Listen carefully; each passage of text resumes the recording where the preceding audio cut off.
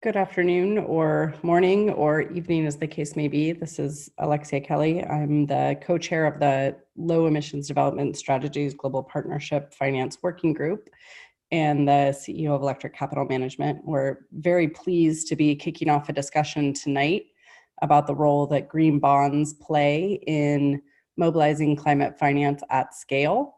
And we'll have an opportunity this evening to really dig in on both the broad strokes of what's happening in the green bond market and how to get started with green bonds. We'll look at a variety of resources that are available, and we'll do a deep dive into one sovereign government issuance case study, the Nigerian experience in particular.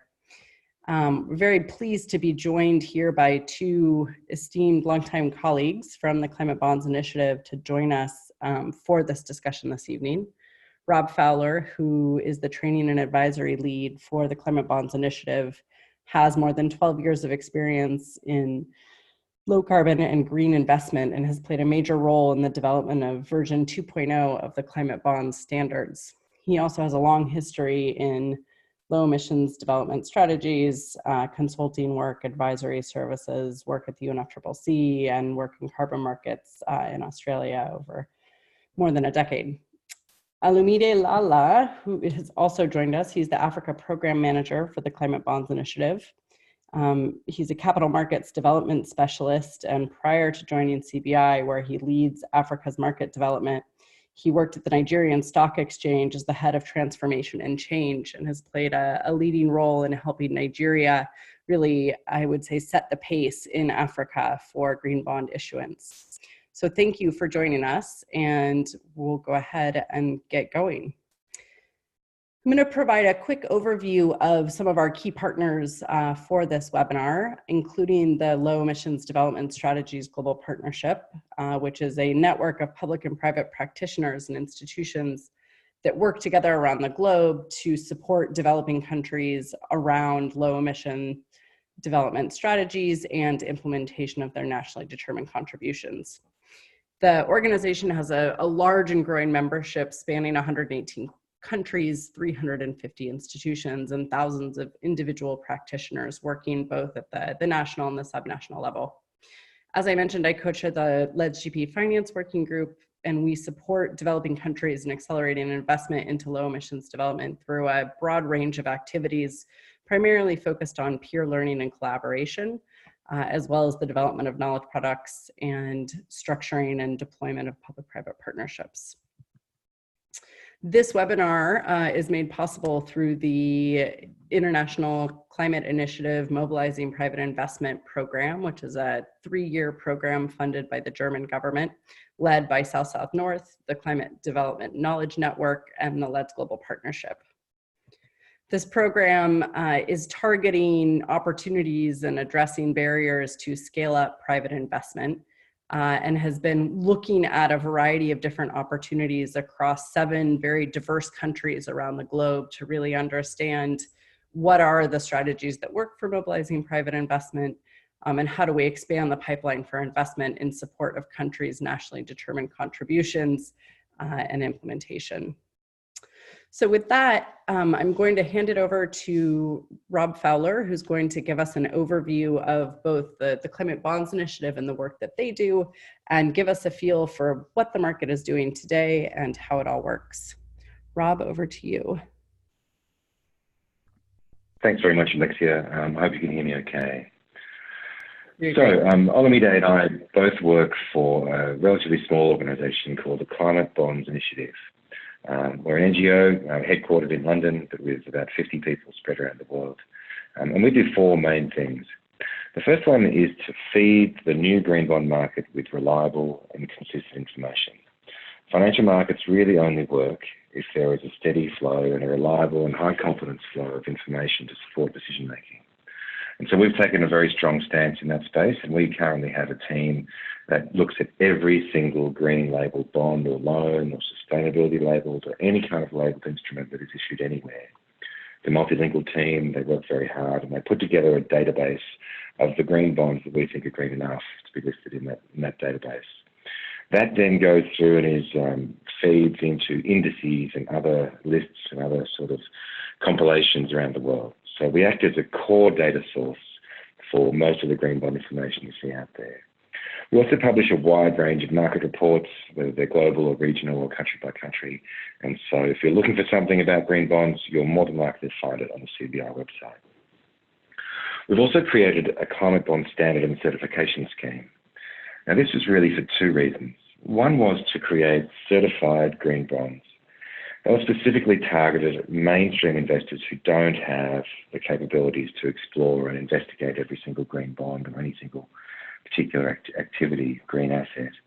So the certification is meant to be a simple and easy way for mainstream investors to choose green over non-green or vanilla bonds or other types of bonds when they have that choice.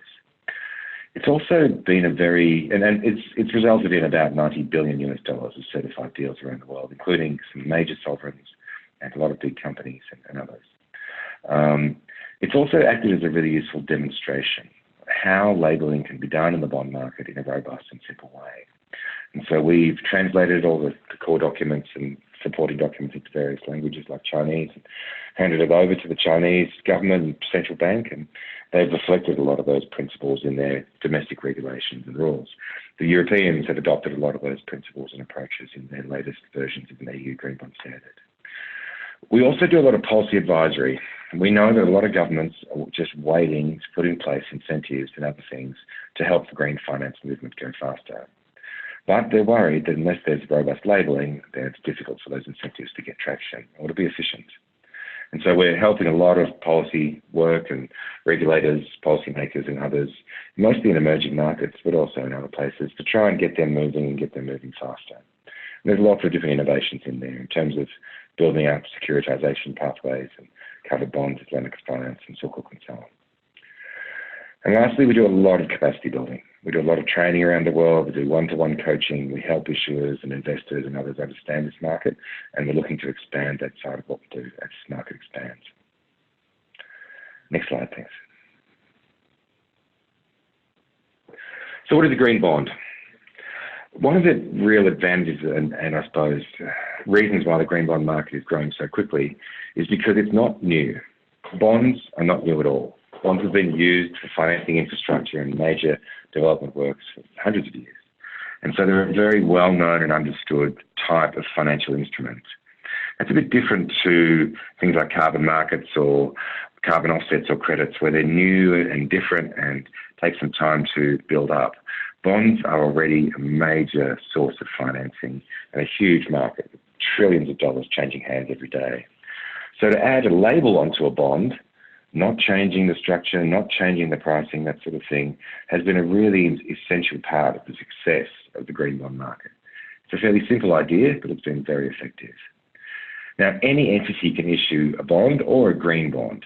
So whether it's governments or corporates or banks or companies or municipalities, they can issue a bond, they can definitely issue a green bond.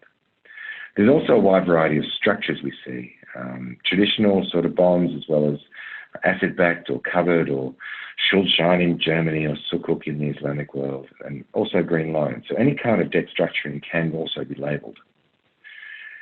Now the big difference here is the fact that with a green bond, you are being a lot more transparent. As a bond issuer, you're being a lot more transparent about what you're actually using the money for. Traditionally, the bond market did not have that level of transparency. The investors in bonds were focused on the interest rate, the credit rating, how it fits in their portfolio, and they will sort of buy and not forget, but buy and move on. What we're now seeing with green bonds and other labelled bonds is a push towards transparency. What are you doing with the money? How will that impact the broader situation? So that's a really big change, but it's not too hard, it's not unusual, and most issuers are able to trade off that sort of extra effort with the benefits they get from issuing a green bond. Now, one thing I'll point out is that bonds are mostly used for refinance. Bonds are not generally used for financing new things, mostly because of the risk associated. Bonds are low-risk investments, secure investments, often used as a defensive investment within an investment portfolio. And so it's not really the case that green bonds will be used to build lots and lots of new things, but they can be used for refinancing those pieces of infrastructure once they are built, freeing up the money to go on and do the next project and the next project. I just want to remind you that the green label is really a tool for investors. They want to have more green products in their portfolios. So the label is for them, and it is just a label. Thanks. Next slide. What we're seeing at the moment is a pretty rapid uptake of green labelling and green bonds. That's definitely driven by demand. The investors have said they want to find green investments. And they're really looking for investments which are aligned with the long-term future. They can see that there are real risks around climate change, especially if you've got a 10 or 20 or 30-year horizon, such as an insurance fund or a pension fund. So they can see that they need to address this issue. So they're trying to identify and get investments in their portfolios which are going to be resilient to that change. They're going to be resilient to climate change, and they're going to be resilient to the transformation that we're seeing in the energy sector and other sectors of the economy. That's their motivation.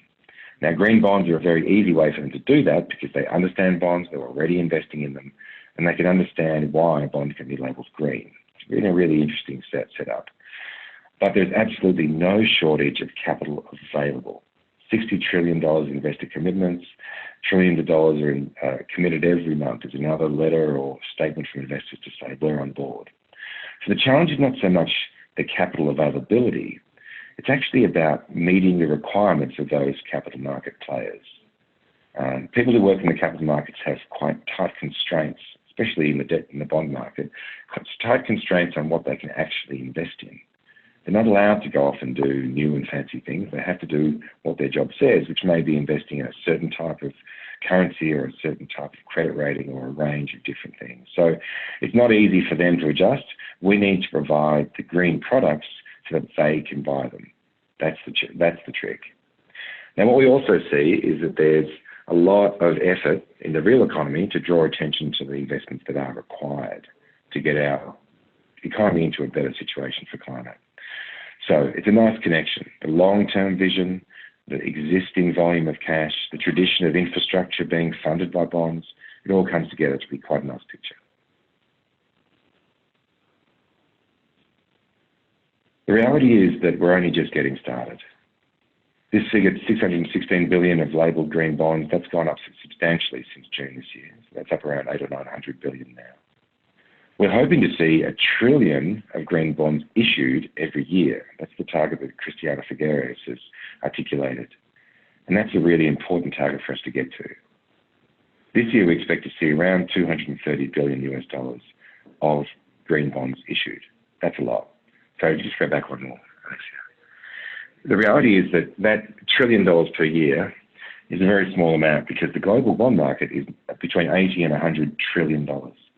That's there, it's ready, and there's a lot of investors in that group who are looking to deploy their money into green. So even if we can ramp up to that $1 trillion per year, we're still only scratching a little bit on the major flows of cash that are the bond market. So it's quite possible. Thanks, Alexia. Next slide. Now, this is a chart of the growth in the green bond market since 2014. Earlier on, it started in 2007 with a couple of issuances. It was very, very small. But as you can see, it's getting some real scale now. In 2018, there was growth, but not as much as we expected. But that was actually in the face of the global bond market contracting that year. So even in that situation, the green bond market grew. And that figure for 2019 is actually up to the end of September. That's already gone up just with October to be beyond 200. So this data is changing very quickly, and we're seeing a massive uptake of this opportunity in the current year. One of the important things is the number of different issuers who are involved. Investors want to see diversity across the green bond market. So to have 200 plus new issuers come to market in 2018, and then another 160 or 180 already in 2019 is fantastic. That's the sort of growth and diversity the investors are really looking for. Thanks. Next slide.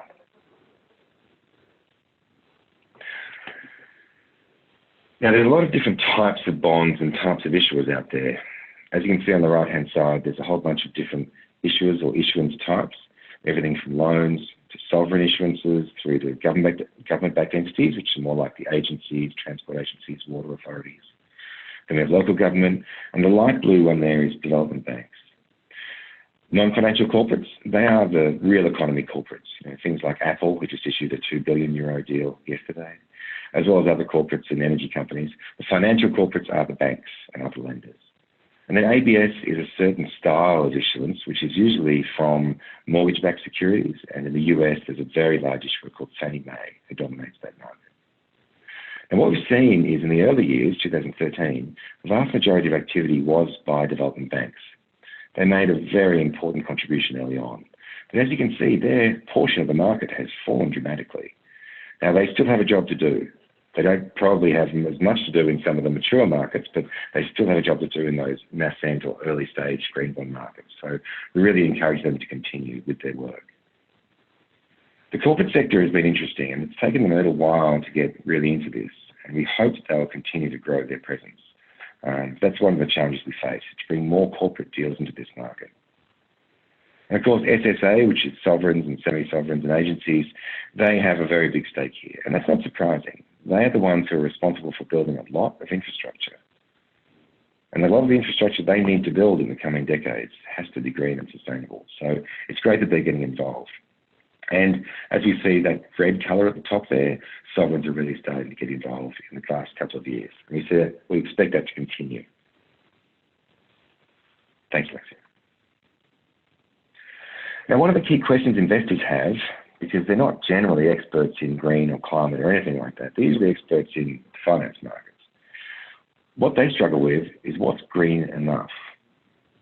They're happy to invest in green bonds because the price is the same, generally the same, the structures are the same as normal traditional bonds. They get that green extra, but they're worried that if it's not green enough, that will come back and bite them. So confidence in the green label is very important. What the Climate Bonds Initiative has tried to do is to create a detailed view on what aspects of our economies can be considered green, or in particular, what aspects or what parts of these sectors can be considered to be in line with a low-carbon, climate-resilient future, in line with the 2050 target of zero emissions. That's the sort of assets we're looking for. Now, as you can see from this chart, this is a representation of a document that CBI produces. It's about 16 pages, Climate Bonds Taxonomy. And that document's used by a lot of investors and others around the world to help them understand what is green enough. Now, beyond that level of detail, there's also an extra level of detail which is around specific criteria for different sectors or subsectors. And if you have that criteria, then you can come forward and get certified under the Climate Bond Standard. You can see that in this chart, you've got a number of blue ticks there. They're the ones where we have sector criteria already available. And we're working very hard to create other ones. Bioenergy is about to be pushed out. We've got part one is coming out. Hydropower is about to come out. That's gone for public consultation. We've got work going on transmission and distribution and storage. We're looking at aviation. We're looking at a variety of different industrial sectors. We've got land use and forestry out there already, so this chart's a little bit old, but the forestry, commercial forestry and conservation forestry are both available now. We're working on agriculture with partners in China and Brazil and other parts of the world. Those will be available soon. Waste is coming together. We're very close to releasing a comprehensive waste sector criteria. So all this work is underway, and we eventually hope to have a full library of detailed requirements so investors and issuers can be on the same page about what is green enough.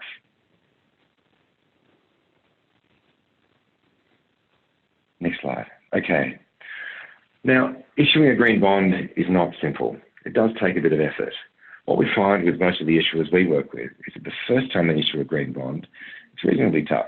It takes a bit of extra effort, a bit of cost, nothing in the scale of what they spend on the normal bond transaction, but it is extra. What they find is that the first one they do is very successful, usually. Then the second one, the effort required to label the second bond green is much, much less. They already have all their internal systems set up and that sort of thing, so it's much easier for them. So it comes back to the benefits. There are costs, but the benefits are very important for a lot of issuers. Now, a lot of issuers really value the diversity of investors they have. If you only have one or two investors and times get tough and capital gets scarce, then only having a couple of investors doesn't give you many options to go out and find the capital you need to continue your business or to expand. So treasurers of companies and governments, municipalities, all really value the diversity of investors that they have at the table. And green bonds are helping them to diversify their investor base dramatically. We see that when you issue a green bond, the cost of capital, or the yield, which is the bond word for it, is usually pretty prescribed. When you start marketing a bond, you generally don't have many options there. So you can create a band, a sort of range. This is the sort of range of cost or price that we expect the bond to go at. Now, the traditions in the bond market are that you can't go beyond that. So if you can set a nice wide range, if you can then label that bond green, during the deal, you'll almost always get to the bottom of that range. So within the constraints of the capital markets, which are very regulated, very standardized, with a green bond, you can access a lower cost of capital. We find that when bonds are labelled green, the investors get onto it very fast. An example is the sovereign bond that was issued by the Netherlands just recently. They went out looking for €6 billion of money. Within 90 minutes of opening that bond, they had orders for €30 billion. What do you do?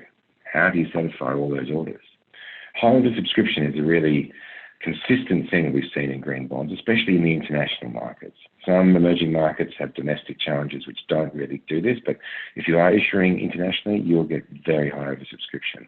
And that enables all sorts of things to happen. You can tighten the price a little bit, of course, but within that band. But you can upsize your deal.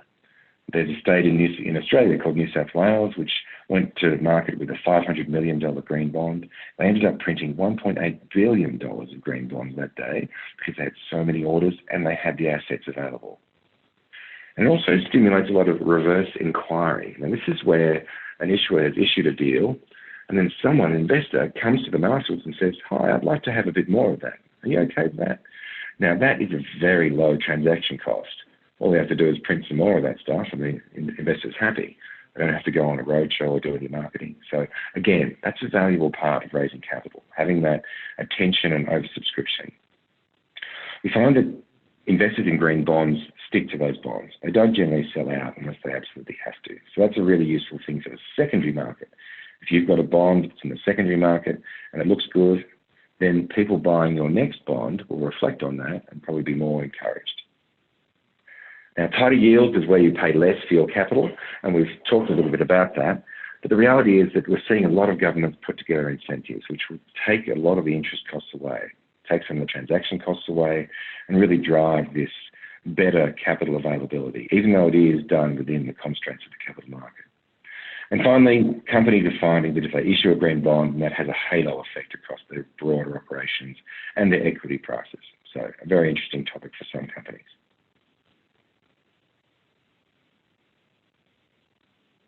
Next slide, please. Now, sovereign green bonds. This is a really interesting topic, and we're seeing a lot of sovereigns come to market. We work with a lot of them to help them get to market and help them get things robust and best practice. In just the first half of 2019, we've seen almost $20 billion of sovereign bonds. We expect that to increase dramatically over the coming 6 to 12 months. We've also seen some very large bonds come from major economies such as the Netherlands and France, and we're starting to see Indonesia, Nigeria, and some of the emerging markets actually get involved here as well. It's very encouraging to see. So we hope to work with a lot of governments and hope to encourage a lot of governments to come forward and issue sovereign debt. And Allu Media will talk about his experiences with the Nigerian government, a long journey he took with them and a very successful outcome. Next slide, please. So for a sovereign, why would you issue? Why would you go through this process? Issuing a bond is usually pretty normal for a sovereign. That's how they raise a lot of capital to finance their budget and invest. And that's an important part of their job. If you can do it with a green label, then there's a few other benefits you get. It essentially tries to link in the national ambition around climate change and Paris Agreement with real action on the ground in terms of capital raising. That's a pretty compelling situation for someone in a sovereign. Again, they see different investors who would not normally come to them if they weren't labelled green, so that's a positive for them. And it actually provides a really useful signal for the rest of the community and the government and the country to say, okay, well, if the sovereign's going to issue a green bond, that means I'm okay to do that too. It takes away a lot of uncertainty around whether there's permission to do that sort of thing. And in many countries, permission from the government is a very strong cultural aspect, and so we can't discount in the finance markets. One thing we have seen, and Allu Media will touch on this, is the discussions that have to happen within the government to get all their information together and to identify the green assets and report on their performance. That creates a lot of collaboration between the ministries. And usually it's new collaboration, especially when it's the Treasury group and the Debt Management Office or the bond issuing group working with the line agencies and their sustainability people. Those discussions don't happen very often, and we're finding that green bond issuance really stimulates that discussion to start and to continue. And of course, there's marketing advantages. Most sovereigns who issue will make a big deal out of it, and they get a lot of media attention, and it's a positive reinforcer for them. Now, when a sovereign green bond is issued, it has a huge impact on the market. It really is a great signal. It's a wonderful way to kickstart a domestic market, provide some scale into green bonds so the investors can have an easier road, and there's a lot of signalling to various other entities around the market. It's great. Please do it. Next slide, please. We've also seen a lot of policy tools kind of put in place now, and there's many, many more on the drawing board. CBI works with a lot of these entities to help them understand what others have done, and we actually connect them up. So if we find a government that's done a certain amount of policy work or put in place incentives, if we find another government that's interested, we'll often try and connect them directly so they can have that conversation government to government. This is a very important task. We don't have much time, so we're very keen to connect people and get this all going. We actually have a policy database as well. So if you go to our website, you can see a comprehensive database of all the different green finance and green policies and incentives that have been put in place so far. Okay, I think that's it, Alexia. We'll wait for questions at the end.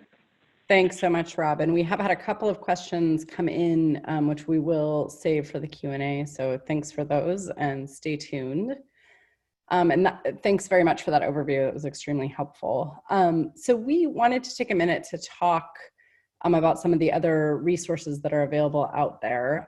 Coming out of the Climate Action Summit in California in September of 2018, there was a new partnership called the Global Green Bond Partnership that the LEDS-GP and CBI and a number of other organizations pulled together to work with large kind of pioneers in the green bond market to help scale issuance by both public and private partners across the globe.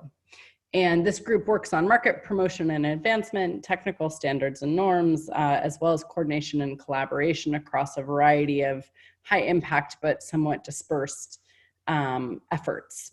But one of the first things that that we've been hearing, and one of the reasons that the LEDS-GP has really identified green bonds as a primary area of focus for our work, in addition to just the fact that we need to mobilize significant amounts of resources into climate finance, that green bonds help mobilize existing climate finance, as Rob was pointing out. And we serve primarily developing country governments, and we're getting a lot of inbound requests about the green bond market. What is it all about? What does this all mean for me? And so one of the things that we have done in the last year with support from the German government under the ICI MPI program is pull together a green bond roadmap, which is intended to be a resource for both corporate and government representatives and others interested in better understanding green bonds. So we hear a lot from folks. How does this market work? How do I get involved? How do I even get started? So I'm going to try and do something tricky here, which is to give you a live demonstration of the Green Bond Roadmap. So you can find it on the Global Green Bond Partnership, and I'm just going to walk quickly through this resource so that folks are aware of it and can hopefully use it. We developed this content with a variety of input from our partners, including CBI, UNDP, IFC, and a number of others.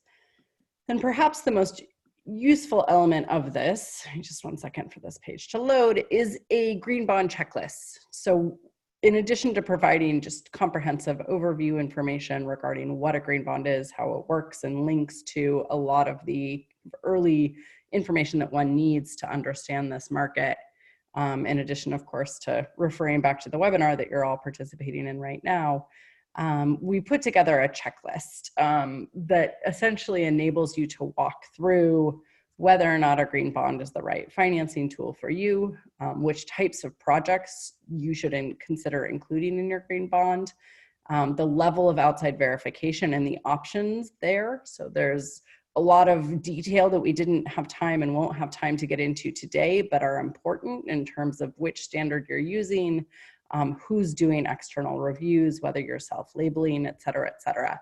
So each of these elements is discussed in greater depth, and there's links to additional resources here. If you're seeking green bond verification, the process for finding a green bond verifier, what an example verification report looks like, what you need to do in order to actually undertake the verification process, as well as preparation of all of the green bond documentation. And there's something important that I think Rob mentioned, which is called the Green Bond Framework document. And what the Green Bond Framework document does is essentially disclose everything you plan to do with your green bond proceeds and demonstrates how it aligns with whatever standard or certification product you're using for your green bond. And we've listed and connected to a bunch of different specific examples, including not the one issued yesterday, but Apple's Green Bond Framework that was issued a while ago. So these framework documents are a nice resource if you're trying to figure out what a green bond, what the guts of a green bond actually look like. Considerations related to third-party certification, the process for finding a bond underwriter, what that looks like, what's involved in that process, how to go about securing investors, and then communicating about your green bond. And so this process and these resources are really intended to help folks understand what their options are and the pathway to getting to issuance. So please do visit this, use it, send us feedback about it, and we will look forward to continued engagement. So I'm going to toggle back now to the roadmap. Can you all see that?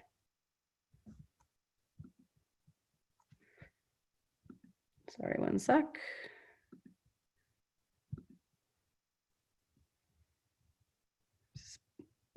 Back up now. Great. Just wanted to highlight two quick case studies. So corporate issuances are really, as Rob mentioned, going to be a significant and important part of the market.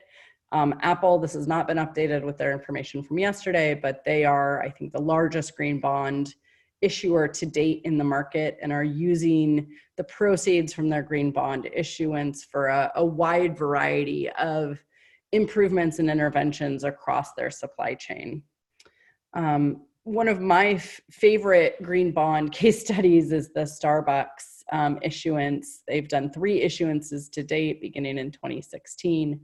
And they're using their use of proceeds for a variety of issues related to both more ethical and sustainable sourcing of coffee and greener retail initiative. One interesting thing that I hadn't seen in many other green bonds was that they used a portion of the funds that they raised to invest in a new investment vehicle that Responsibility Investments, which is a very large investment manager based in Europe, is managing as under the Starbucks Global Farmer Fund that supports coffee farmers and their communities and makes financing more accessible and affordable.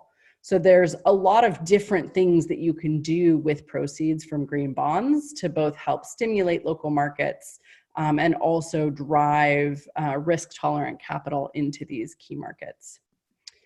So with that, I'm very pleased to turn it over to Olumide from CBI, who's going to talk a bit about the Nigerian green bond issuance experience and example here. Allu Media, can you hear us?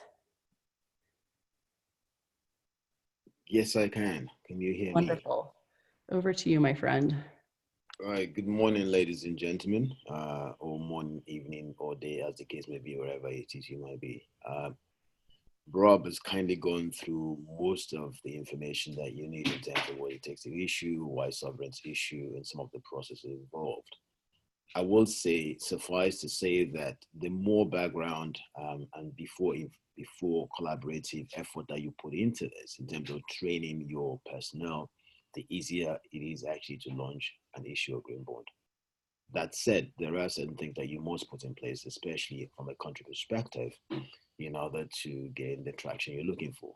So why did we start with Nigeria, and predominantly why a sovereign green bond? As Robert said, in some climes, if you get the sovereign going, it sends the right signal to the market in terms of the framework, the rules, the guidelines, and what is expected. What we had done with Nigeria, and why did Nigeria actually seek to issue a sovereign green bond? Typically, they will issue a bond to fund stuff anyways, but as is the case with most other countries, they've signed up to the national determined NDCs, the national determined contributions towards the UN CCC's global emission reduction. And as such, we're obliged, if you will, to contribute to the reduction of these emissions by financing green type investments. Clearly, like every other country, when Nigeria was new to it and needed some assistance and help, which was then provided by UNEP, amongst others, and CBI. And why did we decide to certify the bond itself? Getting a certification on a green bond sends the right message that, look, you know what, this is the way forward. These are the things you need to do. And the framework that needs to be put in place to ensure that all future bonds are, at least for most part, covering assets that will, in effect, have environmental and social benefits. Now, Nigeria, like most other African countries, has been adversely affected by the climate change in terms of how it affected our biodiversity, agriculture, forestry, and a number of the economic development activities have climatic dependencies, and as such, we needed to do this. Now, going straight into the institutional framework itself. Now, as you know, obviously, a sovereign issuance is not subjected to your SEC rules, but as such, you still need to put in place some sort of a framework to enable the entire ministry's work together. It's the debt management office that issues the bonds, but the debt management office itself knows very little about green assets. And this is left to, for most part, the Federal Ministry of Environment, which effectively, in this case, as you see from the picture you're seeing on the screen, was the anchor to the Federal Ministry itself, the Budget and Planning, as well as the Office of the Federation. Now, what effectively the Federal Ministry of Environment did was to get the Department of Climate Change to work with every single ministry agencies to pull together assets, which would then subsequently pass on to the National Budget and Planning to determine which one of these assets will go into the Federal Ministry's finances budget for the entire nation, which the Debt Management Office eventually issues a bond against. Part of the other conversation will include the Accountant General's Office, who looks after the accounts for the nation, as well as Securities Exchange, which obviously CBI worked with to develop the framework for the entire country, both federal and corporate, in terms of what is required to set up the regulatory framework for issuance of green bonds. Next slide, please. So this is a very detailed, and I'll just skip through very quickly. It just literally shows to you what the Nigerian government's ambitions were with regards to what they needed to finance, clearly setting up the guidelines within the environment itself, the potential green bonds project that they were going to be looking at, the advisory team that needed to be set up to ensure that everybody kept to the script, the validation, what the process is to validate the expenditure, as well as the eligibility of the green project themselves, as well as the supervisory agencies, Ministry of Finance, Environment, and obviously within that, Ministry of Power, especially because Nigeria is a very, very, we have a major issue with power. So one of the major opportunities we found was clearly in energy generation and energy efficiency before we even went into other things. But at the same time, we had opportunities within forestry, within low carbon buildings, rail transportation, and the likes. So obviously, these are departments that came to bear. Next slide, please. Now, before you start, as Rob had alluded to, there are a number of agencies that need to collaborate when trying to issue a green bond at the federal level. So there's often a need to set up a green bonds secretariat to actually manage this. Now, in this case, clearly, it was driven by the Honorable Minister for State of Environment and the PERM Secretary. But we also set up a program administration with a green bond advisor, who all reported into the Director of Climate Change, who was the anchor to managing the Green Bonds Program Secretariat itself. But of course, there are other support functions which you need to put together. And these are all the people that will interact with the various agencies to pull out all of those green opportunities from the various states or municipals that would eventually go into the Green Bonds a potential budget with the budget and planning to prioritize along the national strategy for the corporate issuance. Now, granted, the sovereign will issue a bond for many things over many years. Not all of it is green, clearly. And when you're starting off, there's always a debate about how do you balance what we thought we should be doing and what the new world look like and what our ambitions are. So there's a bit of argy-bargy, if you will, to prioritize some of these assets before they eventually end up in the bucket that gets issued. Now, this was a test case.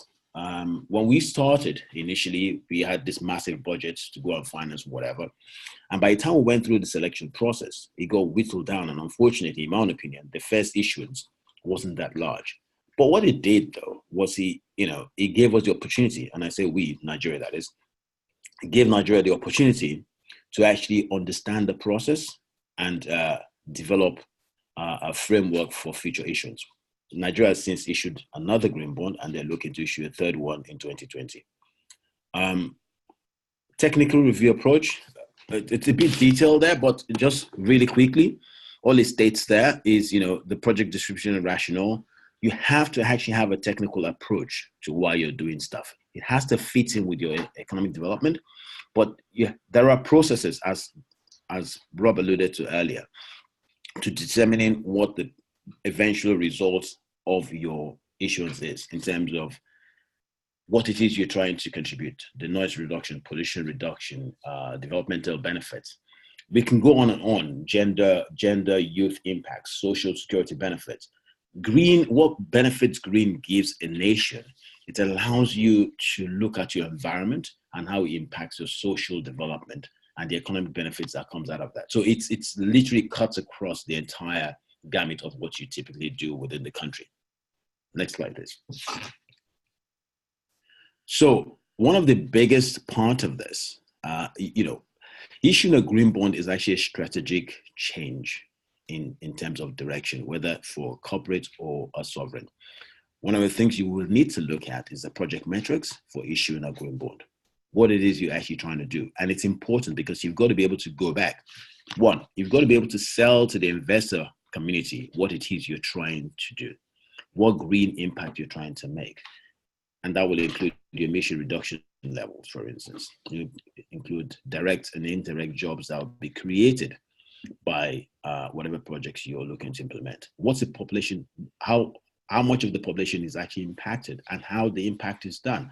What you don't want to do is create a project which has a negative impact. That's just not kosher. So the positive impact has to be sold, and this goes into your green bond framework, which is a pre-issuance document and a marketing tool, if you will, to investors, be they local or foreign. And of course, the project itself, what the project is about, and what it is you're trying to which specific projects and the selection process, as well as the criteria for the green itself. In this case, the first issuance was for the Ministry of Power as well as Ministry of Environment. There was enough energizing educational program. So it's not just about the renewable energy power that was generated, but more importantly, there was an education element to it, as well as some micro utilities for some marketplaces as well. And then of course, afforestation, which is important to keep your carbon emission down. Next slide, please. So now, one of the things that's important here is actually setting up an accounting structure. So in Nigeria's case, what we did you got two ways of actually managing your funds, because there are four tenets to the green bonds principles, which is your criteria for selecting the project, the selection process itself. Managing the funds is very important. That's one of the governance issues, as well as reporting, that gives credibility to issuing a green bond in most climes. So it's not for general purposes specific. And in Nigeria's case, we decided to actually open a ring-fenced account into which the money goes into, which is what the green bonds account is now. I wouldn't go into detail, but suffice to say that, you know, it had management processes, who signed for what, and this were all transparent. And the transparency is actually then reported against in the post-issuance report. But the structure there shows you that everybody is involved. The debt management office, environment ministry, the trustees to the account are all external. The central bank obviously gets reported into, and all the projects and how the money gets financed and funds movement is all signed for and accounted for. The level of transparency is very important, especially in climes where you need to demonstrate the need for investor confidence to be heightened. Next slide, please. So I think this is my final slide. Like everything else, every project, you have to have outputs, you know. So in terms of the green bonds program itself, what we actually did prior to this is set up a 3-year green bond program, partnered with a local exchange called FMDQ, financed by the Financial Sector Development Program FSD Africa, who is sponsored by DFID and Climate Bonds Initiative, to set up a 3-year program in Nigeria. And the demonstration of obviously the sovereign green bond itself was a green bonds guideline, the green bonds framework, the rules for the corporate as well as subnational project reviews and targets and things like that comes off the bond itself, as you saw earlier. With the green bond sovereign, the first thing they did was got a second party opinion, and then further to that, they got a CBI certification. In fact, Nigeria's sovereign was the first sovereign green bond certified against the climate bond standard globally. So that was certainly impressive and something to be applauded. And of course, periodic reports are things that are generated against the targets.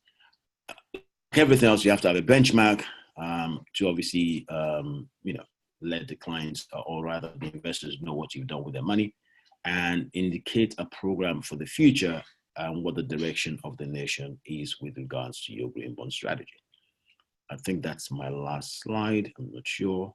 Yeah, this is it. Green bond summary. So effectively, what have we done?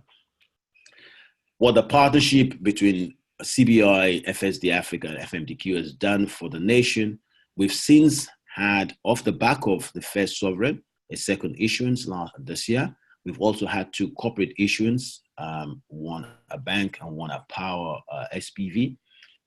We're looking for more, but what the program has done, basically, the governance has established multiple structures for managing all the intergovernment relationships.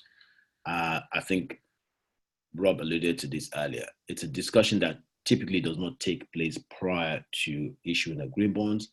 It sets your strategy for future issuance and where the direction of the country is going with regard to ensuring that your environment obviously begins to produce benefits for the people itself.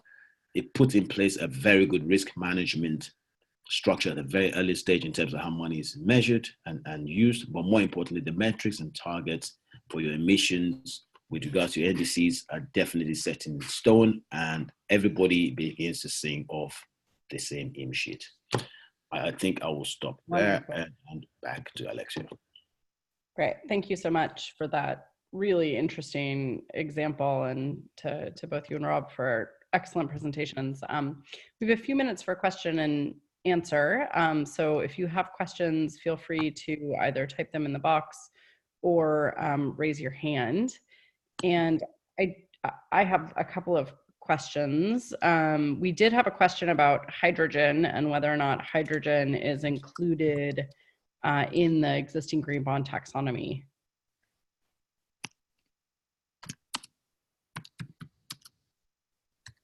Rob, do you know? Sorry, can you repeat the question? Yeah, there's a question from Vincent Oldenbroek, who's asking whether or not hydrogen generation is considered a part of the green bonds taxonomy. Hydrogen is. However, I think at the time the corporate bonds for Nigeria was issued this year, hydrogen hadn't been approved yet, but hydrogen is part. No, sorry, hydrogen. Sorry, I was talking hydrogen. Got it. Sorry. So hydrogen as a fuel carrier or energy carrier is definitely going to be included in the taxonomy. CBI is currently updating our taxonomy to learn from the experience in Europe and are better aligned with that. So we expect there'll be a more specific hydrogen criteria coming up very soon. We haven't seen any bonds come forward yet looking to be labelled with hydrogen, but we do expect that to happen in the future. Thanks for the intervention, Rob. I'm trying to see here. Presentation. Okay, looks like we're good. So I actually have a question for you in terms of Nigeria's green bond subscribers. What was the kind of mix of domestic versus international capital that ended up coming in? The first one was the first one was entirely domestic, but we've seen some foreign interest in the second one. How much, what percentage, I couldn't tell you. Okay. And when you issue a bond, you don't typically know who purchases it, correct? Yes, you do not. And typically the lead advisors tend to keep this quiet. Yeah. Great. We have another question from Vincent. He says, even though the green bonds market is growing exponentially, things can always be faster. What is holding back even faster growth, standards and regulations, providing capital, or green projects? I think one of the things... I'm happy to answer that one if you like. Or Olumide, up to you. No, Rob, go for it. So the main thing is supply. There are just not enough green bonds being issued. Now, that flows back to issuers not being ready or not confident enough or perhaps not having enough green projects. There's an incredible amount of demand. And so the more green bonds we can issue, the better. That's really the task for us, is to encourage issuance. Some of that is because of standards and regulations. Some of that is because of the bond market being quite challenging sometimes if you haven't issued bonds before. And so we're desperately trying to get more green projects recognised and included, and then, of course, pushed out so that we can satisfy the growing demand for green debt instruments. Supply. That will change it. That will improve the market dramatically.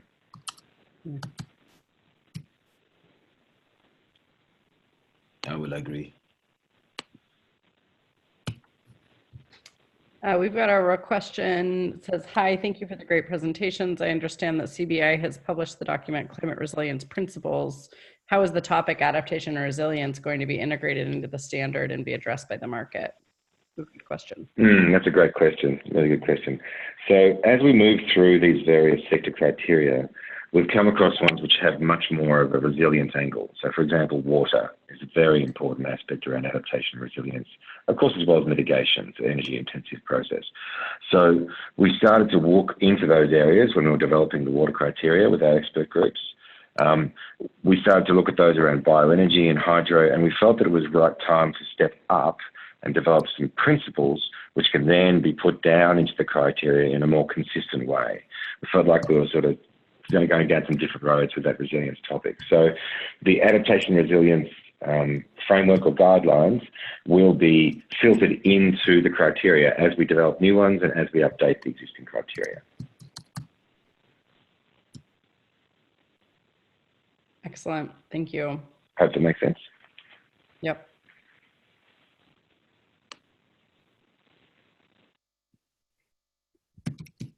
Any other questions?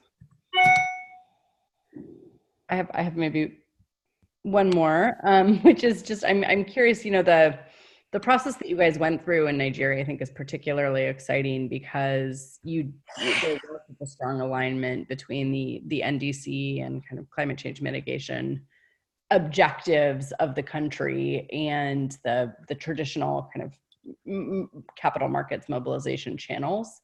What was the most kind of challenging aspect of getting those two different groups who don't typically speak the same language to work together? I think actually, interesting enough, the first challenge with the Nigerian sovereign was the environment thinking that, they were the lead on this. So, Mm. you get all excited. And funny enough, the biggest promoter of green bonds actually in Nigeria happened to be the Honorable Minister of Environment, who has since moved to the UN. So, there's a lot of energy coming from that angle. Mm. Look, the DMO would issue bonds all day long. They're just happy to do what they do anyways. But the biggest mistake was the environment thinking they ran this. At the end of the day, it's still a financial instrument and it's still an issuance that comes from the DMO. So knowing everybody's rules, very important. We got that wrong initially, and as such, that delayed the process and created a bit of friction, which was then soon overcome. And once everybody understood what was needed of them, everybody got together and got their job done. But it's important to understand how this works, who does what, and how you fit into the framework. Very important. I cannot stress that enough, because it would just cause a lot of stress, and that also comes to the corporate level as well. If Treasury is not involved, and if sustainability thinks they're the ones who's supposed to be leading this, you're just going to get people upset, and they just won't listen to you, irrespective of what you're supposed to do.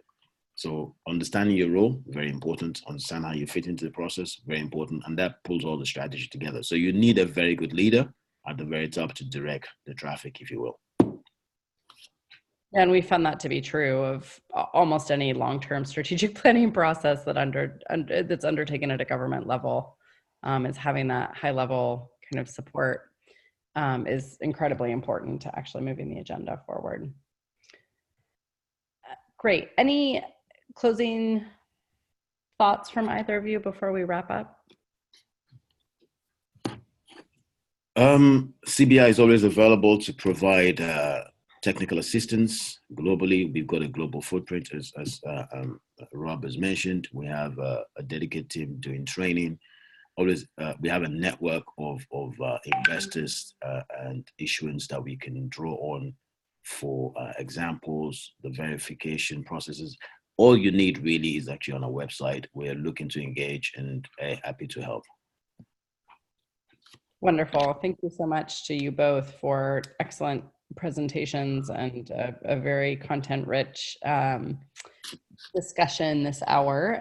Thank you all for joining us. This will be available online, as will the presentation materials, I believe on South South North's website. We'd like to thank them for their support in enabling this webinar to occur, and we'll look forward to engaging with many of you in future efforts. Thank you so much and have a great night. God bless.